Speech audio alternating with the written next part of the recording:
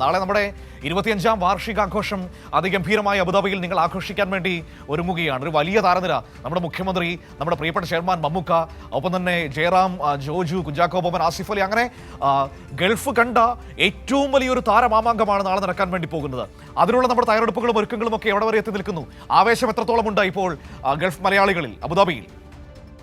തീർച്ചയായും കുവൈത്തിൽ മാത്രമല്ല പ്രവാസി മലയാളികൾ ആവേശത്തോടെ കാത്തിരിക്കുന്നത്. യു എയിൽ അബുദാബിയിൽ പ്രവാസി മലയാളികൾ മുഖ്യമന്ത്രിയെ കാണാൻ കാത്തിരിക്കുന്നു. അതിന് മുഖ്യമന്ത്രിക്ക് 2 പരിപാടികളാണ് അബുദാബിയിലുള്ളത്. ഒന്ന്, നാളെ കൈരളി ടിവിയുടെ നമ്മുടെ 25ാം വാർഷികാഘോഷ പരിപാടികൾ. മറ്റന്നാൾ ലോക കേരള സഭയും മലയാളം മിഷനും ചേർന്നിരിക്കുന്ന പ്രവാസി സംഗമം. ഇങ്ങനെ 2 പരിപാടികളാണ് അബുദാബിയിലുള്ളത്.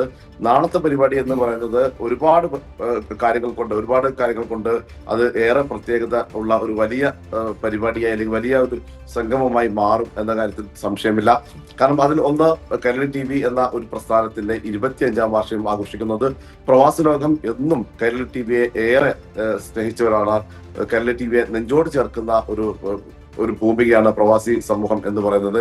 കൈരളി ടിവിയുടെ 25ാം വാർഷികം നടക്കുന്നത് അബുദാബിയിലെ ഇത്തിഹാദ് അറീനയിലാണ്. ഇത് വളരെ പ്രൗഢമായ ഒരു സദസ്സാണ്. ഈ സദസ്സിൽ, ഈ വേദിയിൽ ഇതാദ്യമായാണ് ഒരു മലയാളം ദൃശ്യമാധ്യമത്തിന്റെ ഒരു പരിപാടി, ഒരു ഇവന്റ് നടക്കുന്നത്. ഇവിടെ ഏറ്റവും പ്രധാനപ്പെട്ട ആകർഷണം നമ്മുടെ കേരളത്തിന്റെ പ്രിയപ്പെട്ട മുഖ്യമന്ത്രി തന്നെയാണ്. ഒപ്പം തന്നെ മലയാളത്തിലെ മഹാനാണ് നമ്മുടെ ചെയർമാൻ പ്രിയപ്പെട്ട മമ്മൂക്കയുണ്ട്. ഒപ്പം നമ്മുടെ MD ജോൺ ബ്രിട്ടാസ് ഉണ്ട്.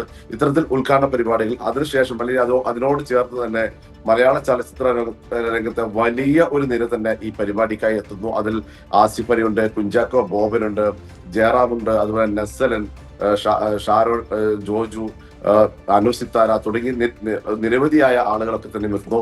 ഗായകരുടെ വലിയൊരു സംഘമുണ്ട്. MG ശ്രീകുമാർ, ഹനാൻ ഷാ, ആവിർഭവ്, മഞ്ചരി, സുമി അരവിന്ദ് തുടങ്ങി ഗായകരുടെ ഒരു വലിയ നിരതുണ്ട്. രമേശ് പിഷാരടി ഉണ്ട്.